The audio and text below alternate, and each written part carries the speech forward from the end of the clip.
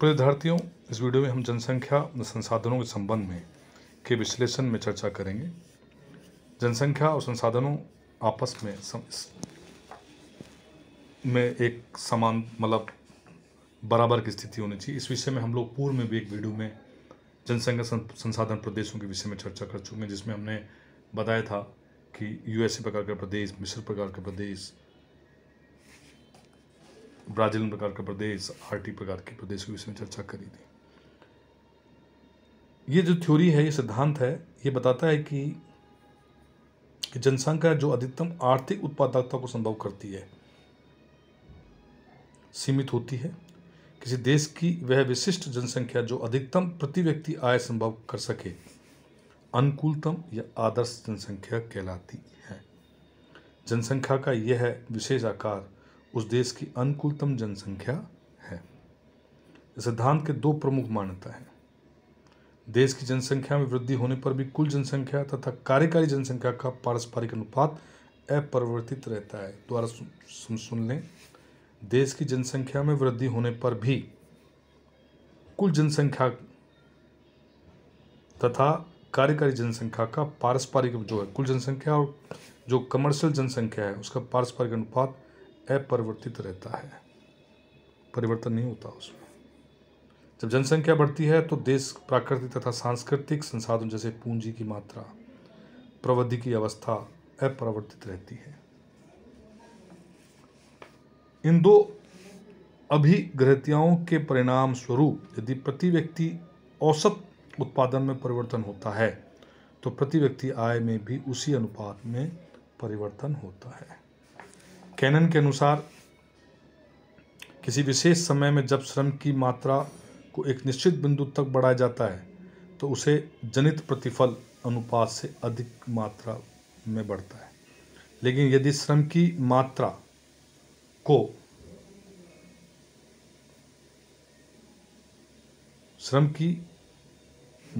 को उस बिंदु से आगे बढ़ाया जाता है तो उसे जनित प्रतिफल अनुपात से कम मात्रा में बढ़ता है। जिस बिंदु पर श्रम की औसत उत्पादकता घटनी शुरू हो जाती है, उसी बिंदु पर देश की प्रति व्यक्ति आय अधिकतम होती है। यह बिंदु अधिकतम प्रतिफल का बिंदु होता है। अतः किसी देश की अनुकूलतम जनसंख्या से अभिप्राय जनसंख्या के उस आकार से होता है जो उपलब्ध संसाधन, पूंजी, स्टॉक व वर्तमान प्रवृत्ति की अधिकतम प्रति व्यक्ति आय प्रदान करता है। अनुकूलतम जनसंख्या सिद्धांत के आधारभूत हम तथ्यों की चर्चा करें तो उत्पत्ति के नियम के सिद्धांत के प्रमुख आधार हैं राष्ट्रीय अर्थव्यवस्था में जनसंख्या, श्रम के उचित नियोजन से संसाधनों का अनुकूलतम उपयोग होता है और अधिकतम उत्पादकता प्राप्त किया जा सकता है। देश के उत्पादन के साधन, कार्यक्षमता, वैज्ञानिक व प्रौद्योगिकी होने, ज्ञान तथा उत्पादन प्रणाली के सुधार के साथ परिवर्तन होते हैं रहने के कारण अनुकूलतम जनसंख्या का बिंदु एक गतिशील बिंदु होता है। अनुकूलतम जनसंख्या सिद्धांत केवल परिमाणात्मक ही नहीं बल्कि गुणात्मक विचार भी है। इसलिए बोल्डिंग ने प्रति व्यक्ति आय को स्थान पर जीवन स्तर को प्रयोग किया। इस सिद्धांत को निम्न आरेख के द्वारा प्रकट किया जा सकता है।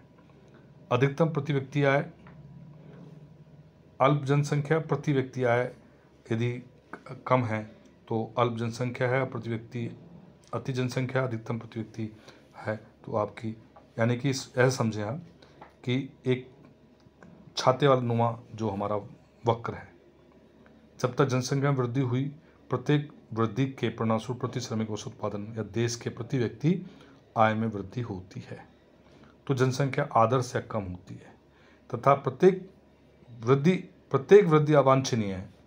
एम निश्चित बिंदु यानी कि एम के बाद जनसंख्या में हुई प्रतिवृद्धि प्रति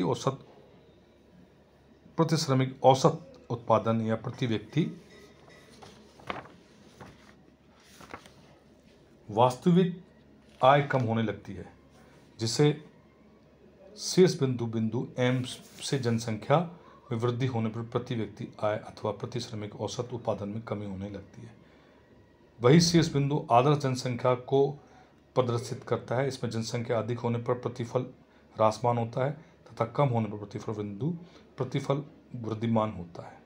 डाल्टन ने इसे निम्न सूत्र में प्रकट किया, m बराबर a minus O upon O, जहाँ m असंतुलन माल एडजस्टमेंट, a वास्तविक जनसंख्या एक्चुअल पॉपुलेशन, o आदर्श जनसंख्या ऑप्टिमम पॉपुलेशन।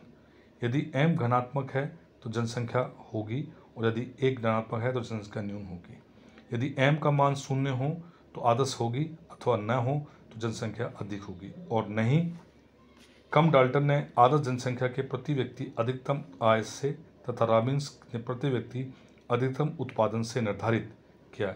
इस निर्धारण में उन्होंने राष्ट्रीय धन के उत्पादन तथा वितरण दोनों को ध्यान में रखा है। प्रोफेसर रॉबिन्स के अनुसार अनुकूलतम जनसंख्या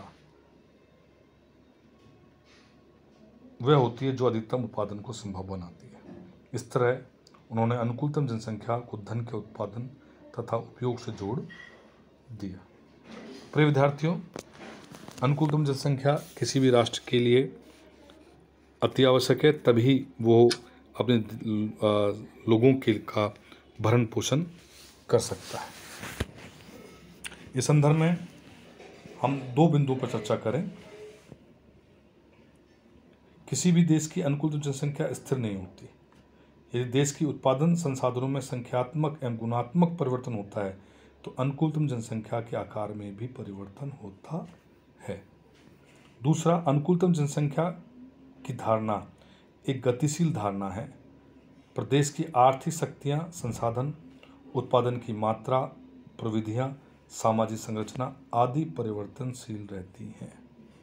देश के जन्म दर एवं मृत्यु दर में भी परिवर्तन होता रहता है, अतः इसके आकार का सही निर्धारण कठिन कार्य है।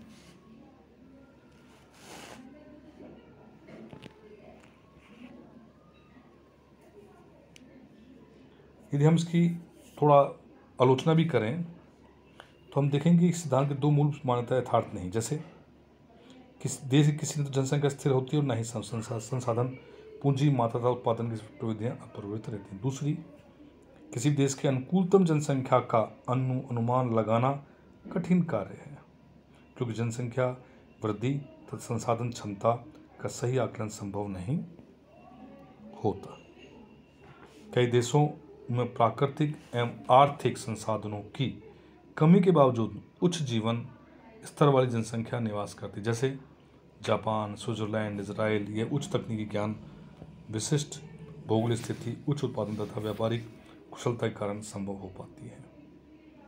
इस सिद्धांत के अनुसार प्रति व्यक्ति आय में वृद्धि होती रहने पर जनसंख्या वृद्धि को आर्थिक और सामाजिक दृष्टिकोण से वांछनीय नहीं माना, परंतु कभी कभी यह लाभ समाज के कुछ हाथों में ही केंद्रित हो जाता है। ये अधिकतर देखा गया है। तो किसी भी देश की इसके जो मापदंड हम देखें, किसी देश के आर्थिक देश में अनुकूलतम जनसंख्या को आकार क्या हो इसका निर्धारण करना सुगम कार्य नहीं है। तो प्रिय विद्यार्थियों, अनुकूलतम जनसंख्या की क्या होती है और उसके किस प्रकार से काम करती है, इस विषय में हमने चर्चा करी। धन्यवाद।